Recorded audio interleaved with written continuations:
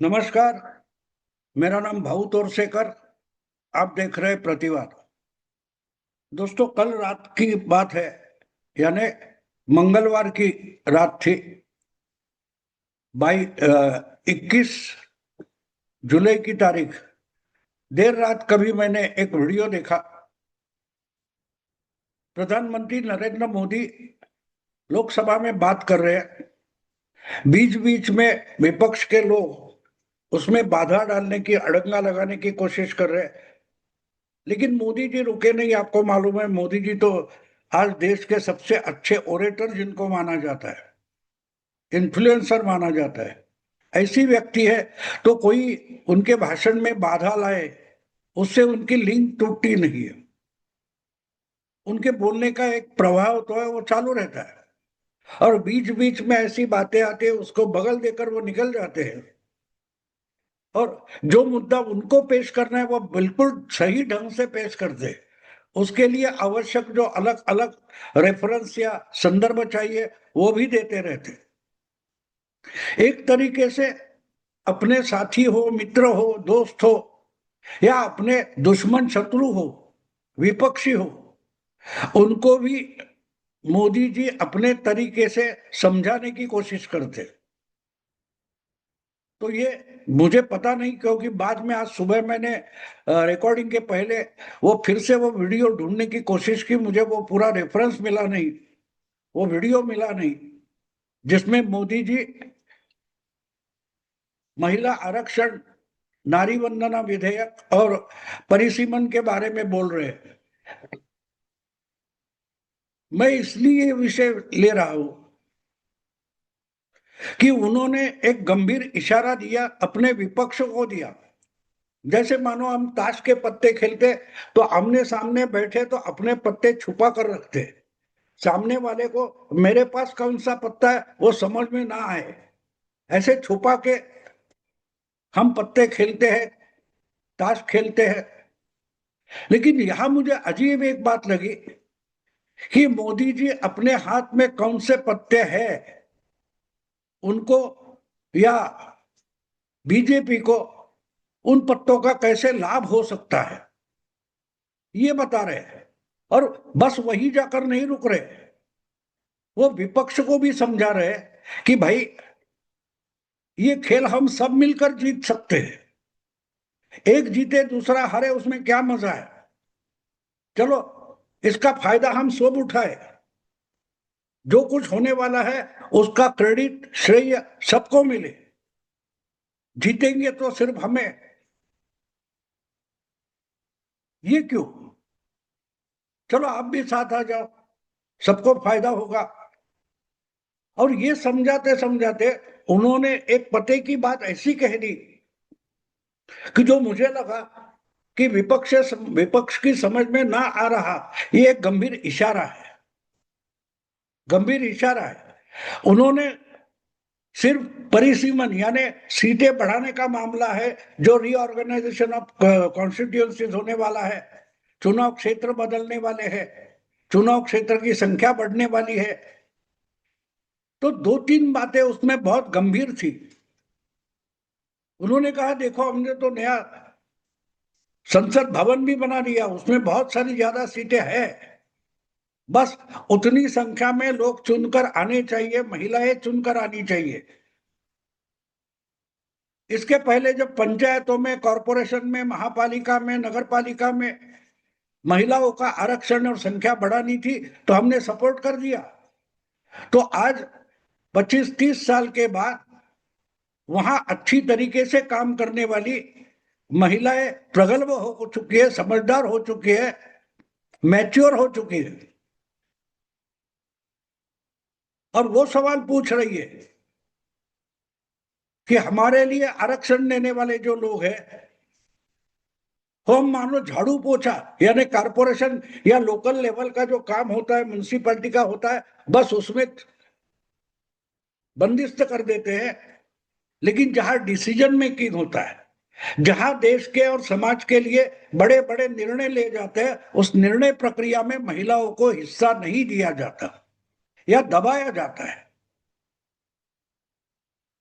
अगर आरक्षण मिलने से महिलाएं इतनी प्रगल्भ हो चुकी है और अच्छी तरीके से बहुत सारे कॉरपोरेशन, महानगर, महापालिका या ग्राम पंचायत चला रही है, तो पार्लियामेंट में उनकी संख्या क्यों नहीं बढ़नी चाहिए? महिला आधी आबादी है, ये सब लोग बोलते हैं, लेकिन अब महिलाएं पूछने लगी है कि दूसरा किसी का था, कारपोरेटर का था, ग्राम प्रधान का था, वो उठाकर महिलाओं को दे दिया। लेकिन जब अपनी बात आई, विधायक ही आई, सांसद ही आई, तब नहीं दे रहे, क्योंकि अपना जाने वाला है। दूसरे के जेब में हाथ डालकर दान करना और अपने जेब में हाथ डालकर दान करना, इसमें जो फर्क होता है वो महिलाएं समझने लगी है। इस ढंग से मोदी जी समझा रहे थे, और उसमें बहुत बड़ी बड़ी इंपॉर्टेंट बात यह है कि उन्होंने एक लेटेस्ट रेफरेंस दे दिया, जो 16-17 अप्रैल 2026 को महिला आरक्षण बिल फेल हो गया था, फेल किया गया था, जो विपक्ष ने फेल किया गया था, उसका जो रेफरेंस मोदी जी ने दिया है वो बड़ा इंपॉर्टेंट है। और उसके साथ 2024 का जो लोकसभा चुनाव था उसका भी रेफरेंस जोड़कर मोदी जी देते, ये बड़ा गंभीर इशारा है। 2023 में महिलाओं का 2/3 33% आरक्षण हो, इसको एक मत से, सहमति से, पूरी संसद ने सहमति से वो बिल पास किया था, जिसमें महिलाओं को 33% आरक्षण देना है। तो सबको उसका फायदा हो गया। देखो मोदी जी यहाँ 2024 का रेफरेंस दे रहे हैं, जब 2023 में सब पार्टियों ने मिलकर महिला आरक्षण 33% का विधेयक पास किया था, तो उसका फायदा सबको मिला। इसका मतलब मोदी जी बोल रहे हैं बीजेपी का नुकसान हो गया,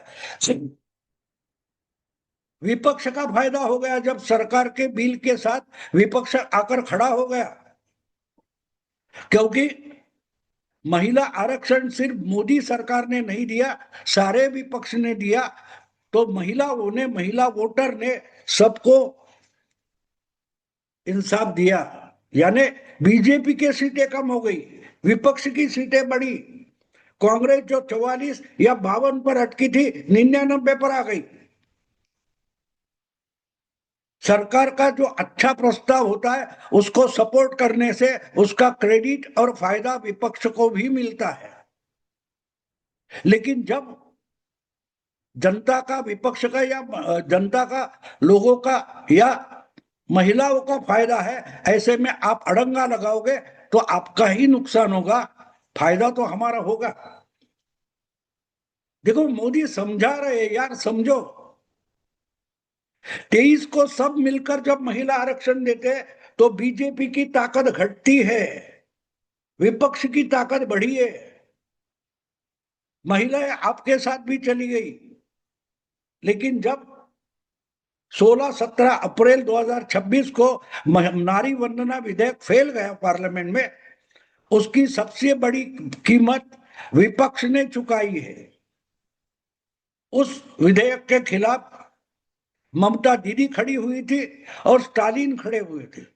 डीएमके और टीएमसी, ये दो बड़े दल हैं जिन्होंने बड़ी ताकत लगाकर 16-17 अप्रैल को उस नारी वंदना बिल को फेल किया था। कांग्रेस भी थी और वो सारा विपक्ष था जो उस बिल के खिलाफ, नारी वंदना बिल के खिलाफ खड़ा हुआ, और वो बिल फेल हो गया, विपक्ष खुश हो गया। लेकिन पार्लियामेंट में आप मोदी को रोक के विधानसभा में तो हार गए। तृणमूल कांग्रेस बंगाल विधानसभा हार गई। 15 साल के बाद ममता दीदी के हाथ से बंगाल की सत्ता चली गई, बंगाल की विधानसभा चली गई, और भारी भरकम बहुमत बीजेपी को मिल गया। डीएमके को एक नई पार्टी ने तमिलनाडु की विधानसभा में हराया, जिसका नाम टीवीके है। थलपति विजय नाम के एक अभिनेता की वो पार्टी है, बिल्कुल नहीं है, 2 साल की भी नहीं है, फिर भी वो सत्ता में आ गए और डीएमके हार गई। खुद मुख्यमंत्री स्टालिन हार गए। अपनी अपनी किले में, अपने गढ़ में स्टालिन हार गए, अपने गढ़ में भवानीपुर में ममता दीदी हार गई। 2 हफ्ते पहले उन्हीं पार्टियों ने, उनके नेताओं ने जोर शोर से महिला आरक्षण विधेयक को विरोध किया था, और हार कौन गए? वही हार गए। और सरकार में बैठा जो दल है बीजेपी, जिसने ये आरक्षण विधेयक लाया था, वो तो बंगाल में अपनी सत्ता ला पाया, तमिलनाडु में नहीं पाया। तमिलनाडु में बीजेपी की ताकत नहीं है, लेकिन डीएमके तो हार गई। तो यहां जब मोदी इशारा करते तो मोदी जी साफ साफ बता रहे, देखो ये महिला आरक्षण विधेयक देश की आधी आबादी का विषय है, किसी एक वोट बैंक का मामला नहीं है कि इसको खुश करो तो वो हमारे साथ आ जाएगा। अगर ये सहमति से,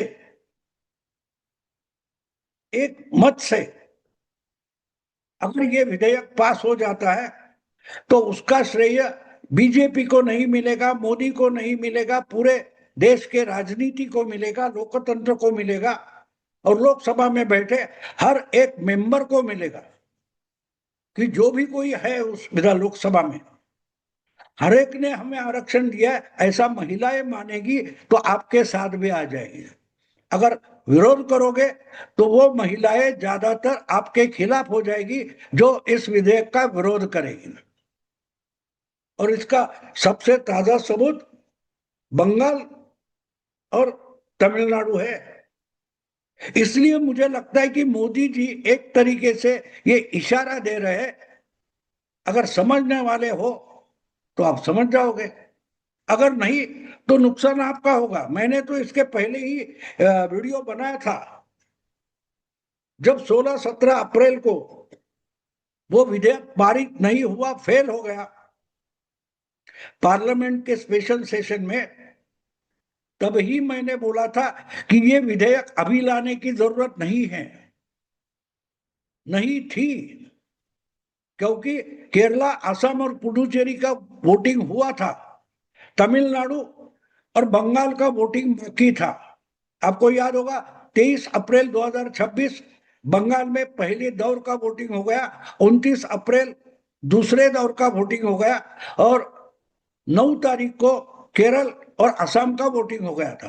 तो 9 तारीख और 23 तारीख के बीच में आती है 13, 14, 15, 17, यही एक स्पेशल सेशन बुलाया गया। तो बात साफ थी कि ये विपक्ष के दल सारे के सारे महिलाओं के खिलाफ कैसे, महिलाओं के हक के खिलाफ कैसे, ये दिखाने की कोशिश बीजेपी और मोदी सरकार कर रही है और कर रही थी। वो पास करने से उनको मतलब नहीं था, लोगों को, वोटर को, महिलाओं को दिखाना था कि जिस विपक्ष को आप 1500-1700 रुपए के लिए वोट दे रहे हो, वो सारे के सारे महिलाओं के हक के खिलाफ है, महिलाओं को मेन स्ट्रीम में लाने के लिए तैयार नहीं है, निर्णय प्रक्रिया में महिलाओं को लाने के लिए तैयार नहीं है, ये महिलाओं के विरोधक है। और उसका नुकसान अपने आप, जो पार्टियां आगे आगे थी, डीएमके और टीएमसी, दोनों को सबसे बड़ा नुकसान होगा। डीएमके सत्ता गवा बैठी, ममता भी गवा बैठी, लेकिन ममता 15 साल बाद अपनी पार्टी के साथ बंगाल की सत्ता खो बैठी, और यहीं तक इशारा कर रहे हैं। मोदी का निशाना कहाँ है? देखो, बिल पास होगा तो सिर्फ मोदी को क्रेडिट, यहां तक मोदी जी बोल गए कि मैं अभी आपको गारंटी देता हूं कि अगर आप सहमति से, बिना कोई विरोध, ये बिल पास करते हो, तो यहां बैठे हर एक लोकसभा के सब पार्टी के एमपी जो है, उनकी फोटो लगाकर पूरे अखबार में सरकार के खर्चे से हम इश्तेहार दे देंगे, एडवर्टाइज दे देंगे कि भाई ये सबको क्रेडिट है, कोई एक पार्टी को नहीं। तो एक तरीके से मोदी जी विपक्ष को समझा रहे, भैया अपना नुकसान मत करो, अपने फायदे की सोचो, अपने फायदे की सोचो, अपनी पार्टी के फायदे की सोचो। क्यों मुझे अकेले को या मेरी पार्टी अकेले को इसका क्रेडिट देना चाहते हो? अगर आप सब एक साथ होकर पास करते हैं तो महिलाएं आप सबको दुआ देगी, आप सबकी पार्टी को फायदा होगा।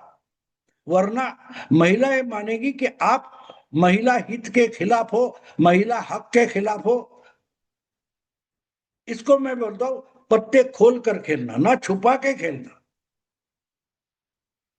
इस देश में आज महिला वोट बैंक बन गई है। लगातार बीजेपी विधानसभा के चुनाव जीत रही है, भारी संख्या में जीत रही है, अच्छे वोटों से जीत रही है। तो उसका कारण महिला वोट बैंक है। ये एक तरीके से उस भाषण में मोदी जी आपको समझा रहे हैं। बात इतनी है कि क्या आप समझना चाहते हो? ऐसा कहा जाता है ना, समझने वाले को इशारा काफी होता है, साफ साफ बोलने की जरूरत नहीं होती। ये हमारे यहाँ एक कहावत है ना, समझने वालों को इशारा काफी है। लेकिन क्या विपक्ष, विपक्ष के दल, विपक्ष के नेता समझने वाले हैं, समझदार है, या समझना ही नहीं चाहते?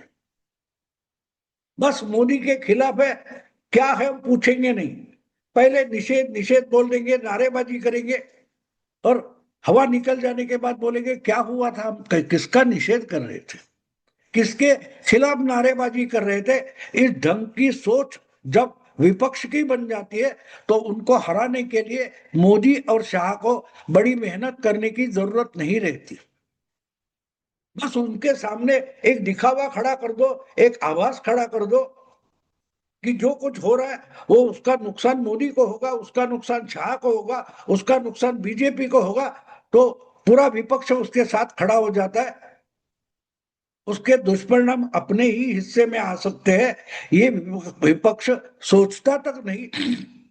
इसलिए विपक्ष को गुमराह करो और जीत जाओ, ये एक तरीके से मोदी और शाह के लिए रणनीति बन गई है। लेकिन उससे ऊपर उठकर अगर मोदी जी समझा रहे कि भाई इसका फायदा सबको हो सकता है अगर एकजुट से खड़े हो, अगर अड़ंगा लगाओगे तो नुकसान सिर्फ तुम्हारा है, हमारा तो फायदा ही फायदा है। समझना है तो समझो, वरना मर जाओ। दोस्तों अभी यही रुकता हूं। अगर वीडियो पसंद आए तो लाइक कीजिए, शेयर कीजिए और प्रतिवाद को सब्सक्राइब कीजिए। नमस्कार।